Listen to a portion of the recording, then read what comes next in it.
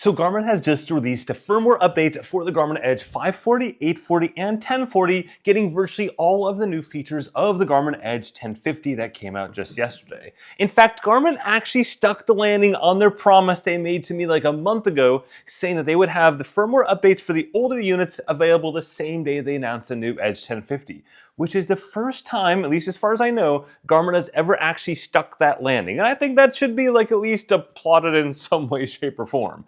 Now, in terms of what you're getting all the software features of the Edge 1050 that can come down to these units that isn't restricted by hardware. So the Edge 1050 has basically two main hardware differences. Number one, and most obvious, it has this really brilliant screen on it, which requires a dual-core processor in the background, and it consumes more battery life, and all the things you've probably read and seen about that in my review. If you haven't seen my review, it's linked up in the corner there. But the second most notable thing it has is a speaker, as opposed to a beeper. All the other Garmin Edge units have a beeper, so it's kind of more limited in the sounds it can make.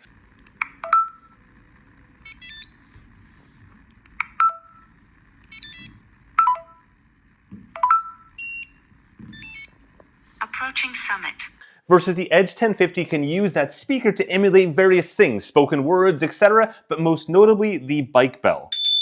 And that's not something that can come down to the other units because it lacks a speaker. But everything else, it's getting. So keep in mind this is the public beta, so that means you do need to enroll for the public beta. It takes like 4 seconds. Go into Garmin Connect, choose to enroll that particular device into it, and then go ahead and sync your Wi-Fi. The updates will come via Wi-Fi to your device, and then do check for updates. It'll go ahead and connect to Wi-Fi. At that point in time, you'll see the update and just simply tap that to go install the update. It's as simple as that. Now, in my case, I've been primarily testing the Edge 1050, but I did go ahead and load the Edge 840 beta over the weekend onto my wife's unit when she wasn't looking, and then we went out for a ride and she survived. It's also how I was able to test a bunch of the features side by side. So here are those new features.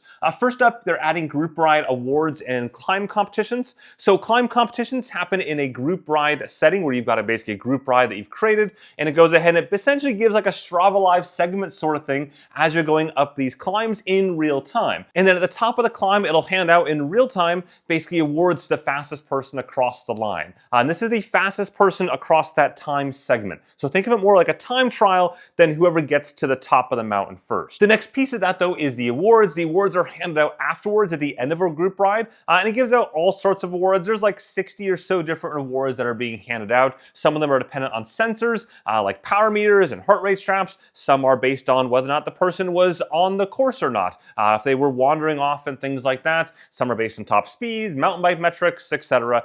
You can see a couple of these right here from different rides I've had over the last little while. And hey, quick note, if you are finding this useful in some way, shape, or form, just whack the like or subscribe button down there. We got Eurobike coming up next week, and things are going to get crazy, so you don't want to miss out on any of that, and it really does actually help support the channel. And then the last item is group ride instant detection. So if you have a group ride established and you've got a group, maybe it's 5 people, maybe it's 20 people, and there's someone that's off the back or whatever the case is, if they crash, you will get an incident. Well, everyone will get an instant detection alert. It is absurdly loud. It covers your screen. It lets you know there's been a crash in the group ride. It tells you where exactly that person is, and will even give you directions back to that person. So that stuff is all there with this new update.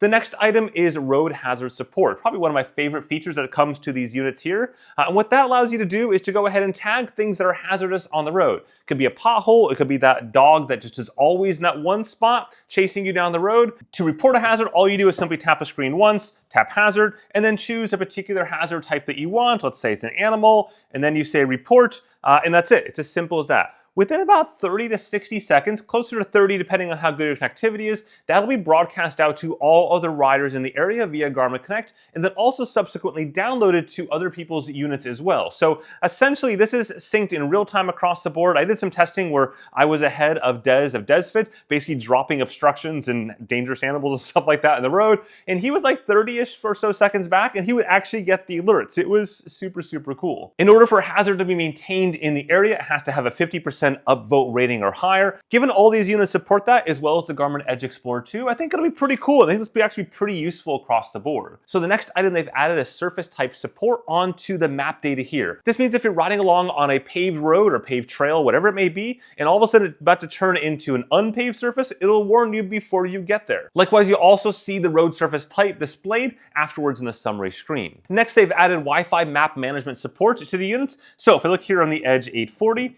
I can go down into my system right there. I can go into Map Manager, and then I have my maps right here, but I can download maps directly. There we go. Download maps directly from this. As opposed to in the past, I had to take this, a cable, plug it into the computer. It was a pain in the butt. You can now do it with Wi-Fi instead. So that's a nice touch. Additionally, you can also do updates for the maps as well directly via Wi-Fi. So there's actually a chance you will do them as opposed to just never updating the maps at all. Oh, and a quick note on the Wi-Fi Map Manager. It's not coming to the Edge 540 because Garmin says that there's basically memory space limitations in that, and they can't pull it off there. So it's only on these other units. Next, they've added Garmin Share support, which allows a transfer of courses as well as workouts and locations between units without needing an internet connection. Of course, if you've been around the Garmin block for a while, you know this used to be a thing in the past and it went away, and now it's back again in this like revamped thing called Garmin Share that's not going to be just on Edge devices but also on wearables. You'll see it in the next beta update, likely for the Fenix 7 and Epics and other watches as well. So let me show you how that works really quickly.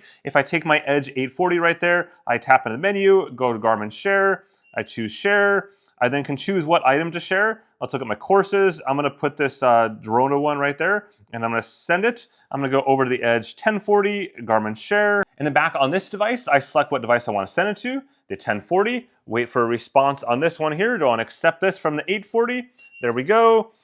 Match the passkey codes. It's a little safer than it probably needs to be, but nonetheless, at this point, it will send it from here to here, and hopefully that'll work at some point before I finish this video. This has been working great for me on the 1050, but given this is a beta, this part here hasn't been like super successful for me between the 840 and other devices, but again, that's what beta is for. In any case, while that does its thing, they've added a new course creator to the Edge 840 as well as 1040 that allows you to create multi-point courses directly on the unit. In the past, you could do round-trip routing courses and point-to-point courses, but you couldn't do like point. Now you can. If you have like way too much time in your hands, you could do that. Look, friends don't let friends do that. That just seems like a miserable amount of time to do that. But I guess if your phone is dead or something, you could do that. But I tried it. I'm not even gonna demo it for you because it's so painfully slow. But again, it's there. And then switching to something entirely different, for Power Guide, they've added the ability to take it. Hey, look at that, it finished. Good job. It took a while. It took like probably 3 minutes of me like doing other stuff. Anyways, back on Power Guide, they've added both wind as well as stamina basically adjustments. So that means if your stamina is going down at a much faster rate than you anticipated for your Power Guide plan, it'll now basically account for that and be like, yo, dude, it's not gonna happen today, and adjust the Power Guide accordingly. And the same goes for wind. They're looking at wind conditions from your phone and then figuring out if that's gonna impact things more than you had planned. And then the last time is probably the one you're most excited about, which is the improvement of the gradient responsiveness. If you've been around Garmin a long time, you know that the gradient responsiveness on their devices, for example, if you had a hill went like this really steeply, that steeply part right there, the initial part, was really slow, like 10 to 15 seconds. I've made entire videos on that and how it compares to Hammerhead and Wahoo and others, and point is that part was slow. And now that part is not slow. Now that part is crazy fast. I've been testing it out on the 1050, and all those changes are now on the 1040, 540, and 840. And you can go out and try it yourself. It is very fast. I'd say even faster than Hammerhead and certainly faster than Wahoo,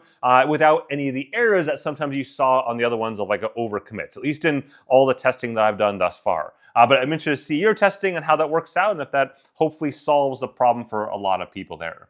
Anyways, again, remember this is a beta, thus things are going to be wonky. As I said, I loaded up my wife's unit. She survived, so that's good. But of course, expect the unexpected. Don't do it before a race and all the things you hopefully know at this point. As always, if you found this video interesting and useful, whack that like button at the bottom there or hit subscribe for plenty more sports technology goodness. Have a good one.